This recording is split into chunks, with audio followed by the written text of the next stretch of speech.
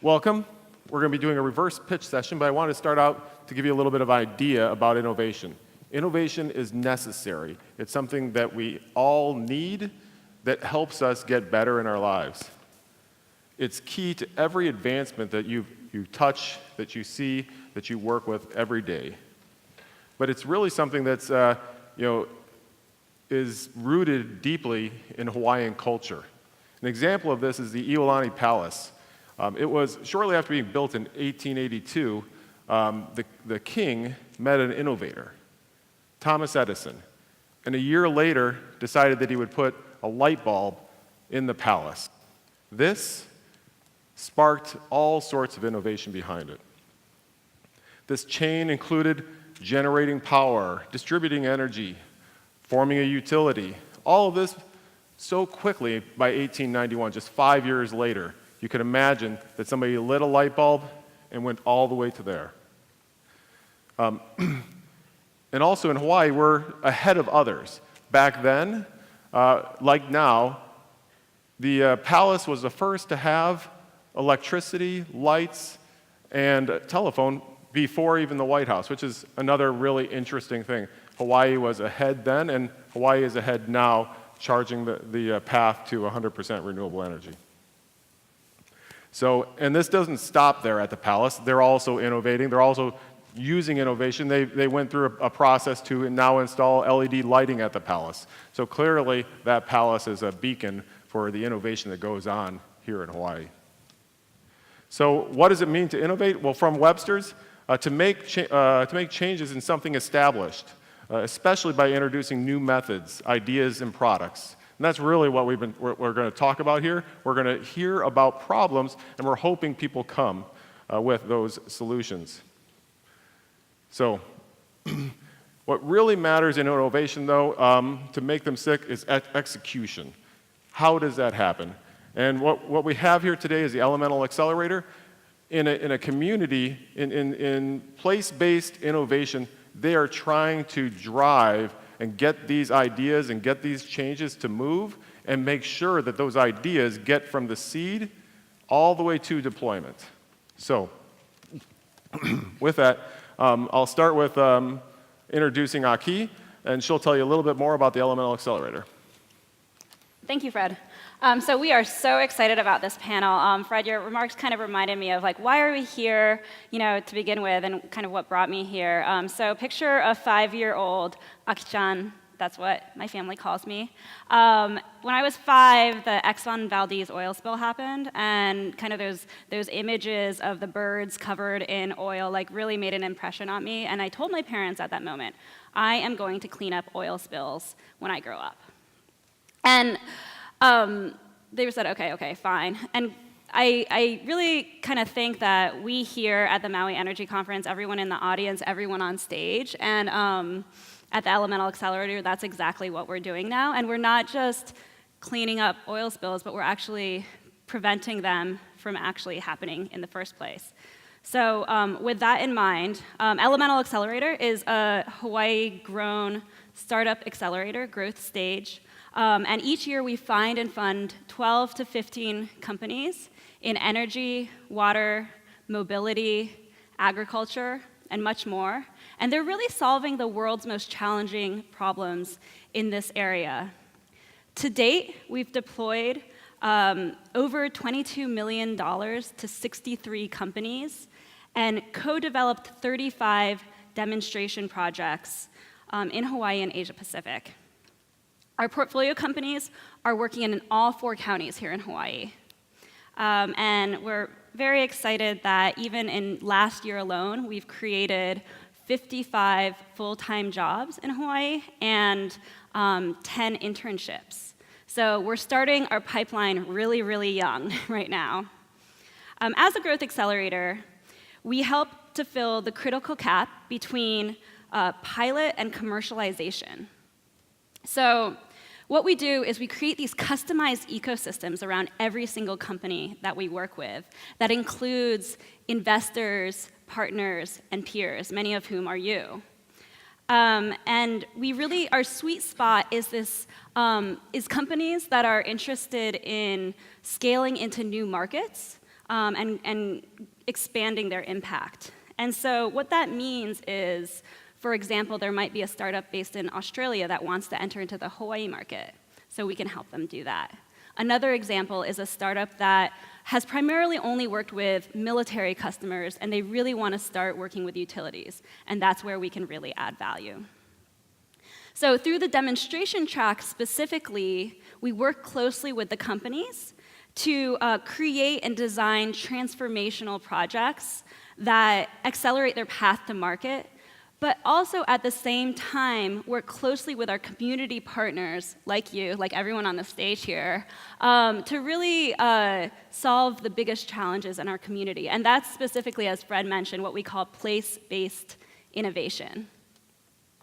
So companies that are ready for our program are typically at the later stage, the more mature stage. Last year's cohort had an average of 15 team members per company.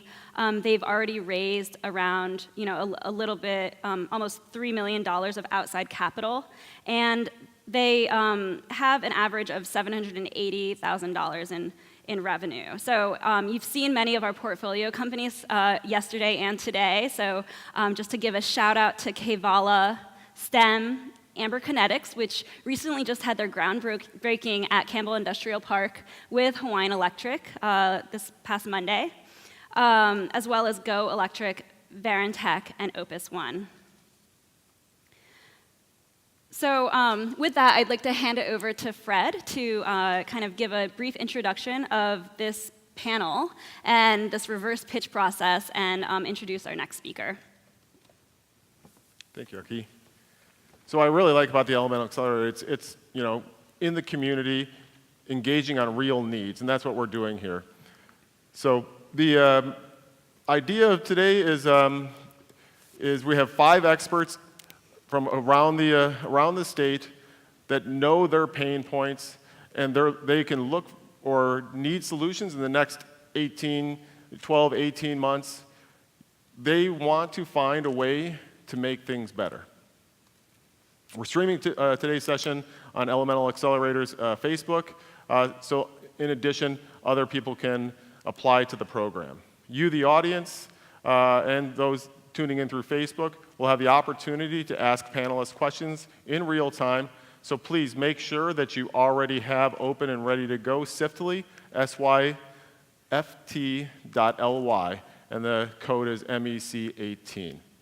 So to start this, I was really honored to have the police chief for Maui to help me with the first reverse pitch. When I first came to him, and I was saying this idea, I was not saying we're looking for, MPD Uber. So, so if you could please just tell us a little bit about your pain points, your operations, I would love to hear it. Thank you. Thank you for having me. And a lot of you might be thinking, why is the chief of police in this conference? Decarbonization. I'm not trying to arrest my way out of it. That's not what I'm doing. But think about it. What is the biggest question that any citizen have when they call the police? Where are they? It happened 2 minutes ago, and they are not here. That's the most complaint that I got from our citizen is, Chief, where are the police officers? I call them, and they're nowhere to be found. Let me give you a little background, a platform, give you the foundation of what you have in your police department. We have over 385 SWAN personnel. These are your police officers. And we do have different sections in the department that they assign to. But I would say about a third of that number are your frontline officers. Those are the folks that you see in the marked patrol cars patrolling our street, responding to your call. Anytime you call, they are there. Of course, with personnel, you have equipment. And one of our biggest costs that every year I always go in front of council and ask for it is our vehicles. We have over 320 vehicles, police vehicles that we use. Some of these vehicles are used by our specialized unit, others are used by our front line folks. And with that, we travel the whole islands, the county. For those of you from the mainland, we do have 3 islands that we are responsible for policing: the island of Maui, Molokai, and Lanai. And I'm pretty sure sooner or later, Kaho'olawe will join the group. So we travel over 3 million miles a year. You must be wondering, Chief, what are they doing? You on an island. You shouldn't be traveling 3 million miles. But we do, in responding to your calls for service, in responding to your need. And with the miles comes the fuel. Over 100,000 of fuel that we spend every year. I'm glad they do give us some combiner rate where we have a few discounts here and there to support that need that we have. So the question is, when I first joined the Maui Police Department, I was told, go out there and be proactive. Patrol, patrol, patrol. So the question is, and the theme of this conference, are we doing the right thing? Are we moving in the right direction? Decarbonization.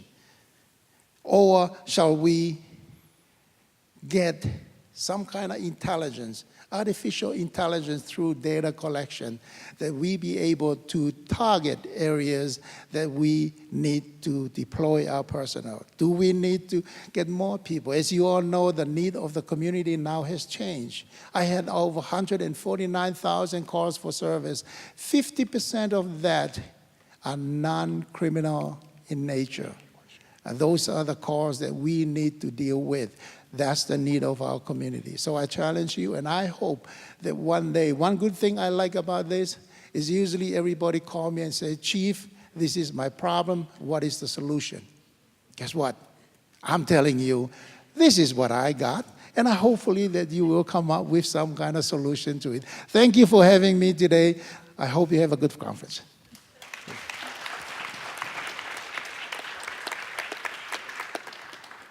Thank you, Chief. So I'm getting some questions from the audience, but please keep them coming using Siftly. The first question is, what kind of considerations does the department make when planning routes and predicting response times? Thank you. That is a good question. We have over 87 identified locations in our county that we use as far as data collection pertaining to deployment of our personnel. So we basically divide them into sectors, beats, and that's what we have. What we're looking for is, can we take that and put it in a zone versus beats or sectors, zone area, and look at our personnel instead of having, right now in Central Maui, we have 13 individuals that patrol the beats. We have 13 beats. Can we take it and put it into zone for deployment purposes?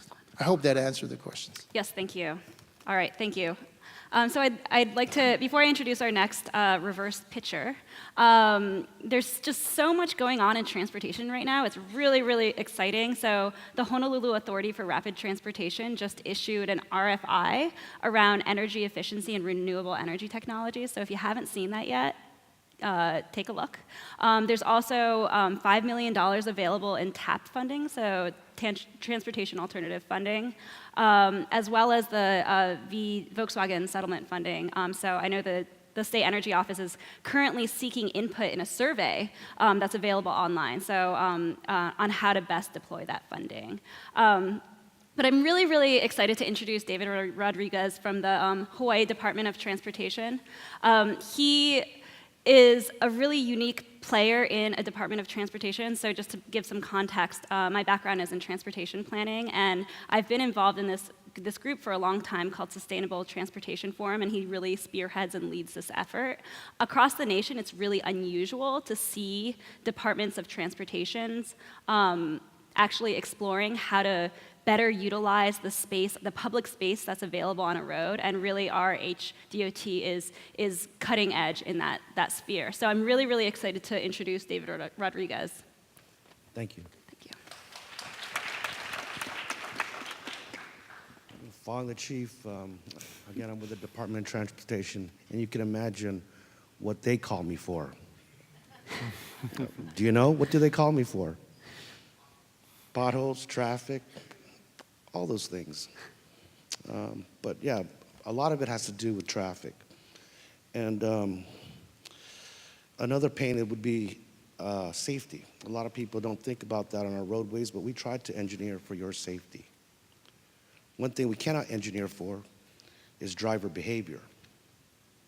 Speeding, you know, all those things that may cause fatalities and accidents. And so, I guess what I'm trying to pitch, I'm not sure how this really works, but I'm told this is a reverse pitch, and so at the department we believe that to better provide safety and efficiency in your travel, we would like to probably came up with this statement. And really what Hawaii wants to become a research and development center for autonomous vehicles. It's to enhance mobility towards a safe and efficient manner that improves economic prosperity and resiliency through broadband technology statewide. How do we improve Hawaii's mobility through autonomous vehicle technology? Well, for one, older people get to save their dignity. They don't, autonomous vehicles can take them, make sure that they're mobile. There might be no need for parking or less need for parking. Narrower lanes to add more capacity to the highway roadways. Because with narrow lanes and an autonomous vehicle, they would stay in their lane. But that would all improve efficiency, and it also address driver behavior, drunk driving, and all those things. Thank you. Thank you very much. No, you can have that. I'm all mic'd up, so please stay. What's really interesting about this is that there's so much opportunity if we're looking towards going through autonomous vehicles. Do you think that there's a place in Hawaii that would be, let's say, ripe for a pilot project, boundaries, ideas like that? Has the state looked at that yet?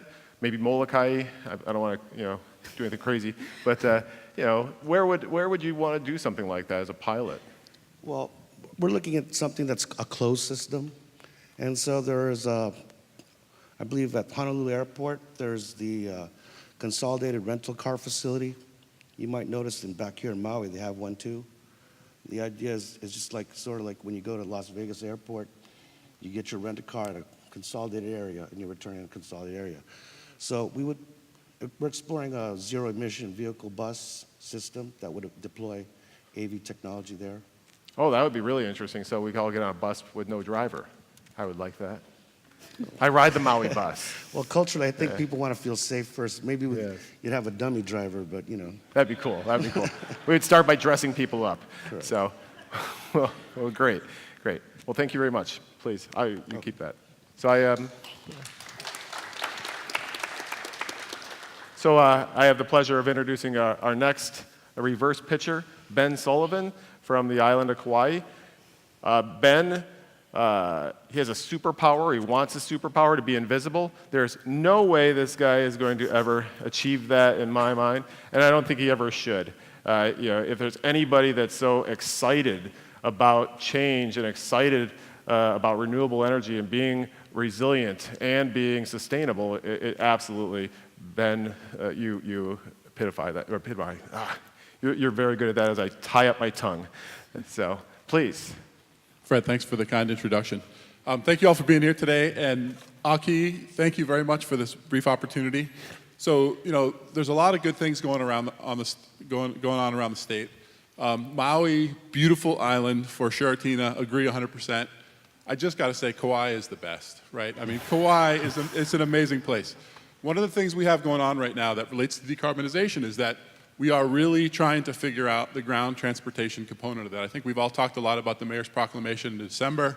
Kauai has been doing some amazing work related to mode shift and really trying to get our residents out of their cars and giving them choice, giving them the choice to ride a bike safely or to walk down the sidewalk safely or to get on our buses. And it hasn't been easy, but we're making a lot of great progress. Mayor has got a wonderful team and he's doing an excellent job of it.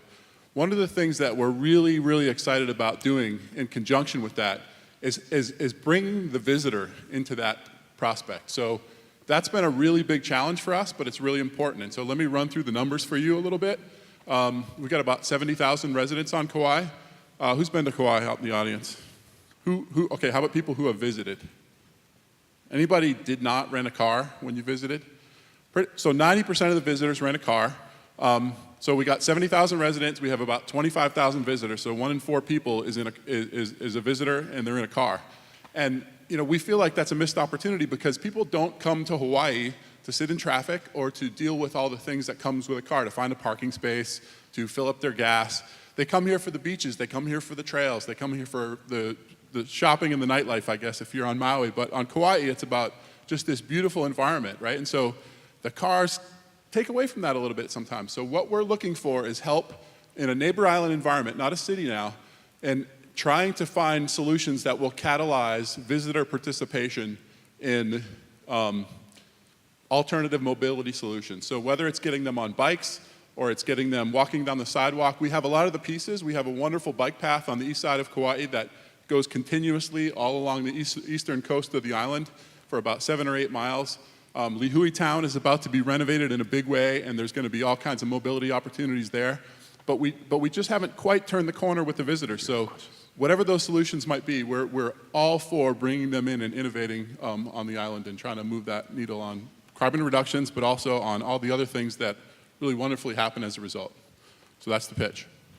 Thank you, Ben. I hope we find some solutions to that one. So just some questions from the audience. Please keep them coming. First one is, where are cars most likely to sit once the driver arrives at their destination, in Kauai specifically? So they sit a good amount at their hotel. They certainly sit at a lot of the destinations. We have the end of the road, KA Beach, is one place where we actually are overwhelmed with cars. So beautiful place that everybody wants to go to, and everybody does go to it. The state, I think, is well aware of the challenges we have out there. David knows intimately, I'm sure.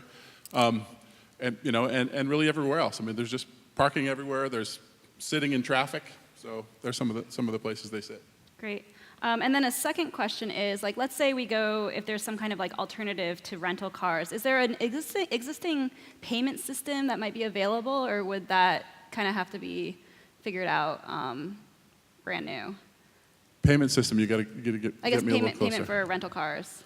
So obviously, when people rent a car right now, it's you get it for your whole trip, right? Mm-hmm. So that is definitely one of the challenges because people are invested in that car once they get it, and then they're a lot of times the hotels on Kauai will just roll the parking cost into their resort fee, so there's not even a way to kind of pull that back. So you're committed, right? So that happens. So yeah, some alternative funding might be an interesting way to approach it. Great, thank you. Thank you. So yesterday there was a lot of talk about building codes, and I got really jazzed about it because that's one of my secret passions, or maybe not so secret passions. But one of the other person that I think can really share this sentiment is Ramsey. So I'm really, really excited to introduce him. One of my first kind of building code experiences, very tactile experiences, was when I ended up going to a state building code council meeting at 7 a.m. on a Tuesday, and I'm not a morning person, and so I was really horrified by the whole kind of thought of waking up really early. And I didn't think that there would be that many people there, but Ramsey was one of those unsung heroes of Hawaii that was there, as well as many folks from the state energy office. And so I can say, just from personal experience, that he is really, really invested in making Hawaii government and processes much more efficient. And so a lot of shared respect from my end, but really excited to introduce Ramsey for this pitch. Thank you, Aki. And I know the counties and these gentlemen behind me are working really hard to adopt that new IECC 2015 Energy Code, so hurrah for them. Good morning, Maui Energy Conference. To our live viewers online, aloha. My name is Ramsey Brown. I'm with our third-party administered energy efficiency program, Hawaii Energy. And what we get to do every day is help island families and businesses make smart energy choices. And those smart energy choices often begin with selecting the right contractor for your project. When you go to the Hawaii Energy website, hawaiienergy.com/CEA, you'll see a list of over 400 clean energy allies or contractors that we work with. And that's a pretty daunting list for customers to sift through. But those clean energy allies, along with other contractors, brought in and completed over 1,700 projects last year, where we got to implement $10.8 million of incentives and save business owners over 66 million kWh. However, how many more business owners would have participated if they just had the right contractor to call? How many decision makers out there are shifting their energy projects into that important but not quite urgent category simply because they don't have time to research a service provider? Now, these are real barriers that we have, along with one more. How many customers were dissatisfied with their contractor's work and could have benefited from some foreknowledge about how to select a good contractor? Or on a positive note, how many customers were thrilled and thoroughly pleased with their contractor's work and want to let someone know, figuratively shouting it from the rooftops? My challenge for you today is this: how do we connect the everyday electric customer with the best fit contractor to meet their specific energy needs? Thank you. Great, Ramsey. So, I think, we talked a little bit about this, and it's really about, how do you deploy your product more efficiently, right? Sure. Yes. Absolutely. Because when I was growing up, energy efficiency was deployed a different way. It was my grandma, right? Why didn't you turn off the light, right? Which was passed down to my mother, which says, why didn't you turn off the light? And now my wife, well, why didn't you turn off the light? Right? So, but I think, what you're really trying to get to here is deploying that.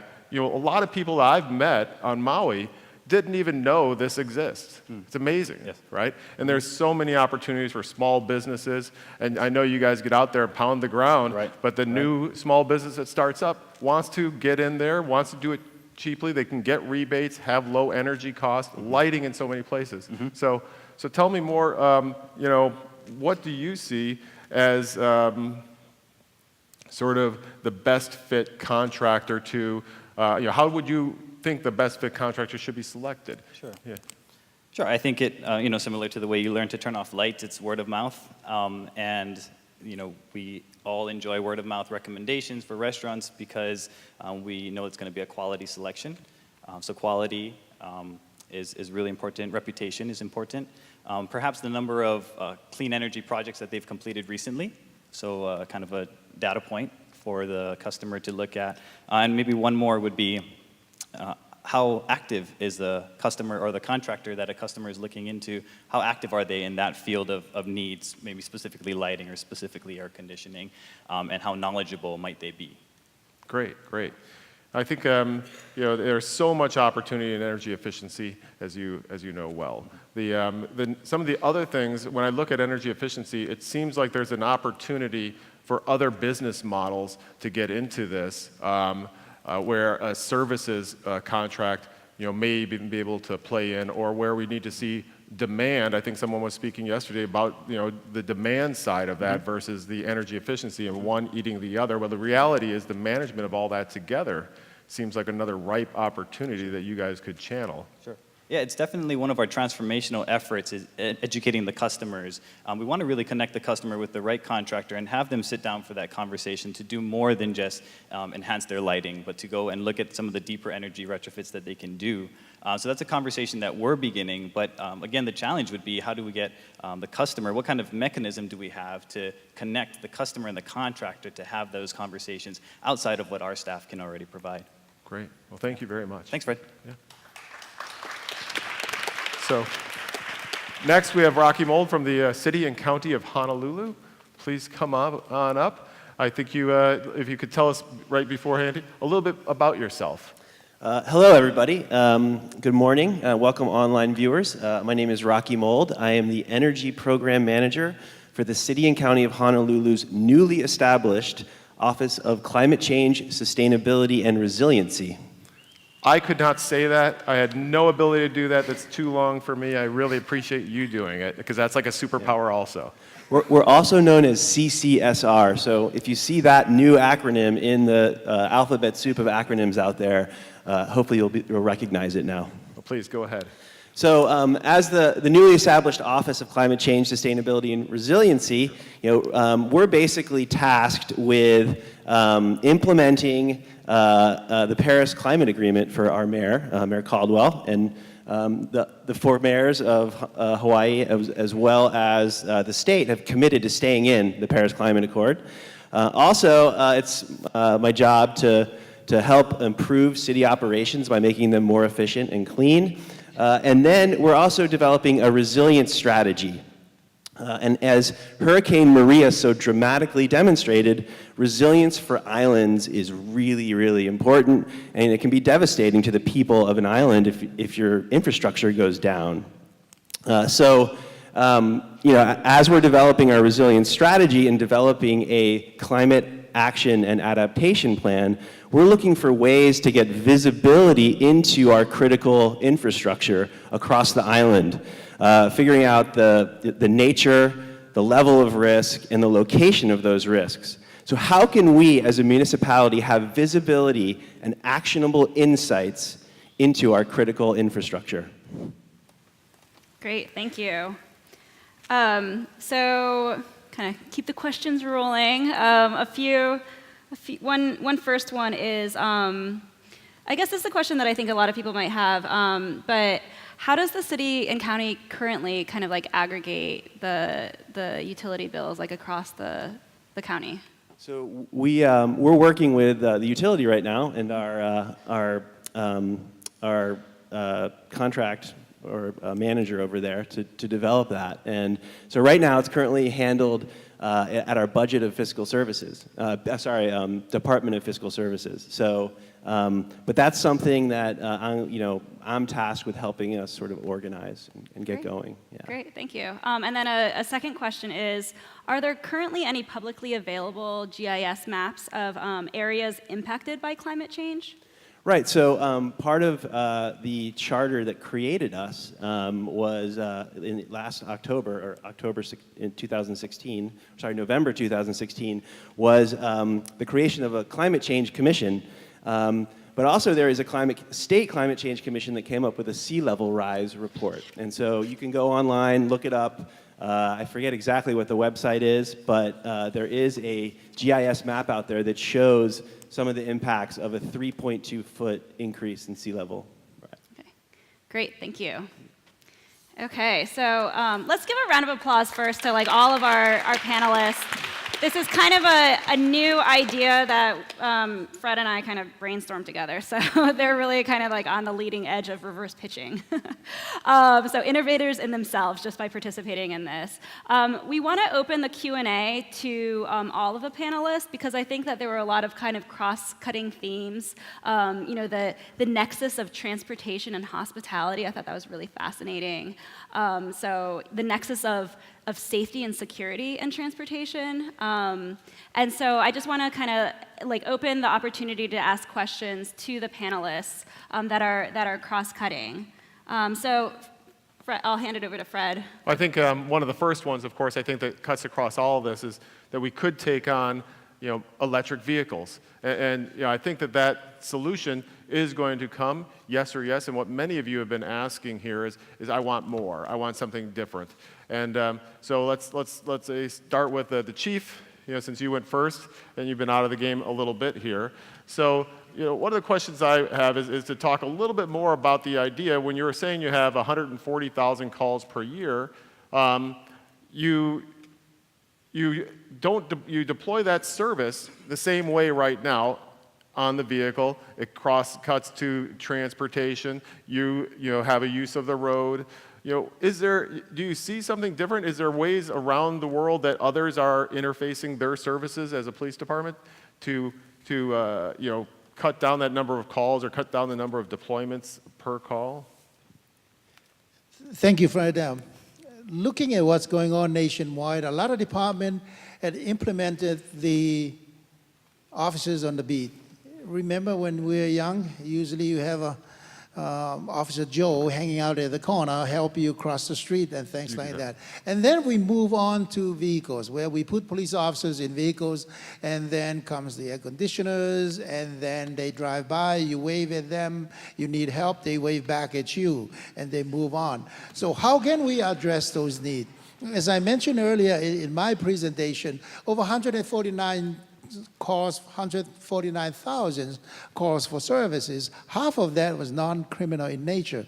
So that's the need of the community, the one-on-one contact that we have, police officers in the community addressing that. And yes, the 21st century policing that had been done by our former president, they learned that community policing, police officers in the community are there to address the need of the community. When I receive a call from the complainant or from the residents or the public, I go to the beat officers. What is going on your beat? They know what is going on your beat. When I was an investigator, when I need information, that's what I do. I go to the officers on the beat. I know presenters before had talked about that. Can we put more people? So now we might not have over 320 police cars, but we might have more police officers. As I mentioned to you, we are not trying to arrest our way out, but we wanted to develop that partnership. Because it takes more time now to do a diversion. It takes more time to sit and listen to somebody concerned, about what's going on in the community. So community policing is the wave of the future. In there, we promote public, safe neighborhood. Well, thank you. So, clearly ride sharing is already being used by the police department. I just have to sit in the back. So what I want to talk about a little bit more, though, is about ride sharing. And so we'll go to the Department of Transportation and to Kauai. I think that there is something in there, deploying something that gets people out there. If you step back and look at what Hawaii has to offer, it's this beautiful place to come, to relax, to vacation, right? But again, it gets deployed by the vehicle, right? So, what do you think about ride sharing? Beyond Uber, is there something new? Is there something out there? How can that help? And then Ben, too, please jump in. Ride sharing is just another form of that gives you mobility options. Anything that gives you options is a good thing. Absolutely. Ben, what about you? I think for Kauai, you said all these cars are just sitting at the hotel, and it seems like there's a contractual issue, right? I don't want you beating up my rental car because I just shared my having a rental car share service inside, like having a business inside of Hertz, But tell me. So I think it's, we recognize that there's always going to be aspects of a visitor's trip where they need a car. I mean, that's not going to change anytime soon. But there's a lot of things that a visitor is defaulting to do in a car that maybe they don't have to. And so, I think I was interested to hear Chief's commentary about wanting to get his officers out into the community and have more contact and have more relationships.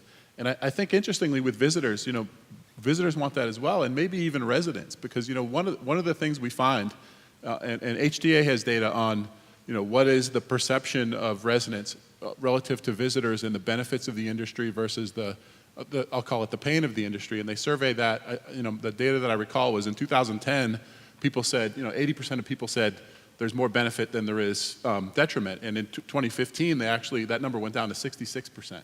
And if you think about it, there's a bunch of cars running around that are, and we're all in each other's way. But if all of a sudden we can knock down some of those trips, and I'll defer to the Davids, who gave great presentations earlier this morning, all of a sudden we're actually talking to people. There's a relationship there, and it's not some big 3,000-pound vehicle, for every single trip. So that's where the opportunities are. But again, the magic for us is how do we catalyze that in an environment that is not an urban environment? It's one thing to have bike share in Honolulu. It's one thing to have these Ubers, all over the place in dense areas. But on Kauai, we don't have that kind of density. So we got to figure out a way to catalyze that transition.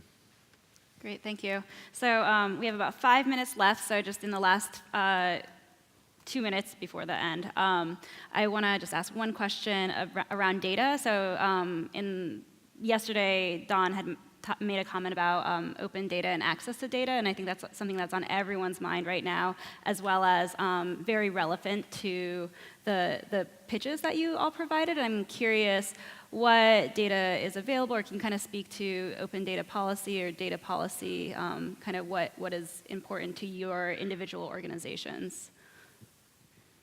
So data is a clear initiative for the City and County of Honolulu. Our Department of Information Technology has the Lokahi system, L-O-K-A-H-I. I encourage people to look it up, but that's a somewhat easy to use GIS mapping system. And one of the things that I'm doing is pulling together energy data, and I'm working actually with Ben Sullivan here of Kauai to get a data collective together so that we can figure out processes and methods for getting all of our data out there so that everyone can use it for the benefit of the public good. Yeah. Great. Any other thoughts? Yes, data collection is an important thing, and we do have, as practitioners, we have a lot of that. What will help us is to deploy our personnel to where the need of the community is. Remember, I mentioned earlier in my presentation, when I came in, it was proactive patrol, where you get in your car and you drive up and down, up and down. Even the criminal figure out, oh, there he goes, okay, commit the crime, and there he comes, let's get out of here. So. But using the data, it will give us the ability to address the need of the community and also look at, it will come in play, it's budget time. Because when you talk to our lawmakers or legislature and ask them for money to provide the service, they want to see what you have. What are the stats that you have? And for the Maui Police Department, I think, and intelligence, that's what we work with. Artificial intelligence, where I think a lot of the data are stored in, and we can pull that, and we can also pass it on to you folks. We do have program out there on our website where you can log on and see what's going on in your neighborhood. Thank you. I do have one more comment to add. Yep, go ahead. And Rocky just invited me to the Data Collective, so I'm honored. I want to join. But similar to the Chief's comments, it's going to be about how we use the data going forward. We're in the first stages of collecting the data that we have, through Lokahi and whatnot. And then I think really quickly we're going to ramp up and continue to ask questions about what else we need to know, what other data sources we need. And then it's going to be about combining and feeding and cleaning that data. So for those of you solutions providers out there, that would be a great thing to know what services are available. Great, thank you. And I see you have a comment, David. Well, I just want to clarify my pitch on autonomous vehicles. When I talk about autonomous vehicles, they're all going to come zero-emission vehicles. And so that's how that relates here. But the kind of statistics the kind of statistics I'm looking for is really highway safety statistics. So, when I look through it, it says about 95% of fatalities and accidents are caused by driver behavior. I mean, that's about 100 people a day going home, to their families safe. If we could address this, and I believe that through autonomous vehicles, and that's the data I look for. Great, thank you.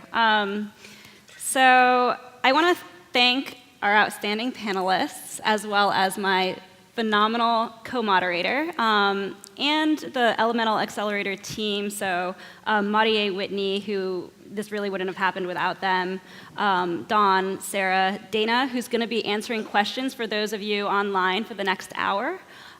She's based at our HQ back in Honolulu, and Melissa, our Chief of Staff, who just celebrated her birthday yesterday. I'd also like to thank the MEDB, and just to kind of close things out, applications for Elemental Accelerator's next cohort close on March 30th, so you have a few weeks left to apply. If you have a world-changing solution in energy, water, transportation, or agriculture, we want to hear from you. So please take that first step and apply. You've heard some very concrete pain points here that we're really seeking solutions for. We'll continue to answer your questions on Facebook for the next few hours about our program. And we're also hosting a small workshop over lunch at the Haynes Room on the first floor on a study the Elemental Accelerator commissioned, looking at the last 10 years and next 10 years moving forward about our energy transformation. So please join us there. With that, do you have any closing thoughts? No, thank you very much. I think this has been wonderful. I think all of you for participating. It was a bit of an experiment, and I think it went pretty well.